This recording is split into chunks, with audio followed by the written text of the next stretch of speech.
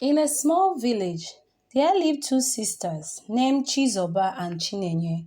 They were known for their kindness and strength in the entire village. Orphaned at a young age, they had to fend for themselves, rely on each other, thereby strengthening their bond. One thing led to the other. Chinenye, the younger sister, got pregnant and was about to have her first baby.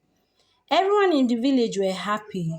They sang and danced and prepared gifts for the newborn. Something tragic happened. The birth did not go as planned. Chinenye struggled. Hours later, her spirit left the world, leaving behind a tiny, helpless baby girl, whom was named Sandra. Chizoba held her sister's child in her arms, tears streaming down her face. The villagers offered their condolences, but their words felt hollow. You must take care of this baby, they said. She is now your responsibility. In the days that followed, Chizoba became Sandra's guardian. She did her best to care for the little one, but each time she looks at Sandra, she was reminded of the loss of her sister. Bad luck seemed to follow her like a shadow. Her crops failed, suitors that once sought her hand in marriage vanished and were no longer interested. Every time she went to the market, she was looked at with contempt. They saw her as a bad omen. Chizoba's frustration grew and her patience waned. She hated hearing the cries of the baby. It frustrated her. Soon, she began to neglect Sandra, and the treatment she melted on her was rather too harsh. The sizzling sound of the hot plate echoed in the small hut as Sandra crawled towards her, giggling, unaware of the dark cloud hovering over her aunt Chineye. Her heart filled with rage at the sight of the baby, so innocent yet reminding her of her pain. In a moment of madness, Chizoba grabbed the hot plate, let it slip from her hands, allowing it to land on Sandra's tiny hand. The baby cried out in pain as the scorching metal snared her delicate skin, leaving a scar that would last a lifetime. Chizoba's heart raced with guilt. Instead of rushing to comfort the child, she turned away. Desperate to rid herself of the burden that Sandra represented, she thought of ways to get rid of the child so her life can return to normal. One stormy night, as the rain poured down heavily and thunder rumbled like the anger, she made her final decision to dump the baby into the river so that the river would take her far away from her. So she immediately wrapped Sandra in a tattered cloth, stepped out, and straight to the river. She glanced round, ensuring no one was watching. She tossed Sandra into the river without blinking an eye. She ran away. The water swallowed the baby whole. Little did she know the river had other plans for Sandra. A kind-hearted fisherman named Eze was checking his net when he spotted something floating in the water. He reached out and pulled out the tiny baby from the river. He took her home to his wife Zara, who was overjoyed at the sight of the baby, as they had no children of their own. Sandra became a part of their family. They both showered Sandra with lots of love and care. As years passed, Sandra became a bright, curious girl. She loved reading. However, the memory of her past haunted her dreams. She often dreamt of a dark figure with a harsh voice that made her feel small and unloved. She was enrolled in the annual spelling bee competition. She practiced day and night to master new words. As she stood on stage, her heart pounding, she took a deep breath and she spelled out the words loudly. After the final round, she emerged the winner. The crowd erupted into a thunderous applause. Sandra was awarded a grand prize of 50 million naira. The villagers celebrated her victory, lifting her into the air. Meanwhile, Chizoba was living a life of misery. Her decision to abandon Sandra had not brought her the happiness she sought. Instead, it had trapped her in a circle of sorrow. One fateful evening, she flipped through the channels on her old television. Suddenly, she stopped. There on the screen was a beautiful girl standing on the stage of the spelling competition, as she was declared the winner and was awarded the sum of 50 million naira. Her heart raced as she watched the girl.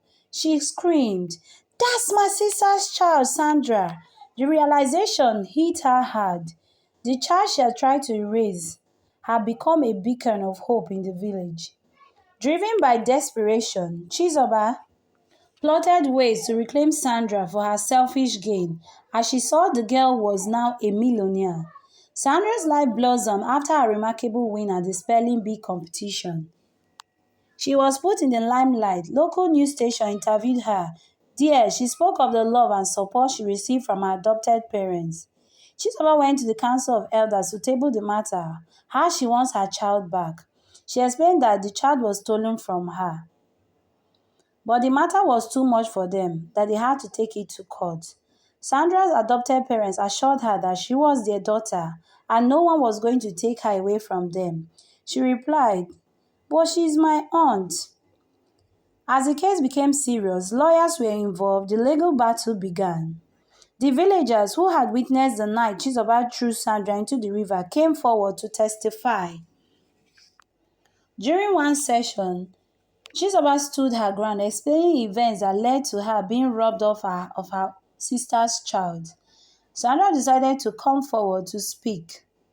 She explained how she remembers her days with her aunt vividly. "I have a scar on my hand because my aunt threw hot plate on me in anger. But now I am with a family who cares and loves me." Sandra's testimony sent shockwaves through the courtroom, and the judge listened intensely. The days of the final hearing arrived, and the atmosphere in the courtroom crackled with tension. The female judge spoke. After much hearing of the case between Chizoba versus Eze, with the evidence presented thus far, Sandra has grown up in a loving home. Her adopted parents have sacrificed a lot for her. She deserves to remain with them. And after much evidence of how her aunt, Chizoba, neglected her duties as a guardian to look after her properly, I know it will be best to leave Sandra with her adopted parents, Eze and Zara, to continue loving her as they would as adopted parents. The court was very happy with the decision. Sandra too was happy with the judgment as she went to hug her adopted parents. Chizoba took a deep breath and started apologizing for her evil act. "I lost my sister. I was in grief, but I want my daughter back." The judge declared the case closed. As Sandra shared her journey, she realized that her scars were not the reminders of pain, but symbols of strength. Meanwhile, Chizoba struggled to come to terms with her past. One sunny afternoon, Chizoba paid Sandra a visit. "I am sorry for what I did, but I want to learn to be better. I hope you can forgive me." Taking a deep breath, she looked into Chizoba's eyes. Sandra said, "I forgive you. We cannot change what happened, but we can choose how to move forward."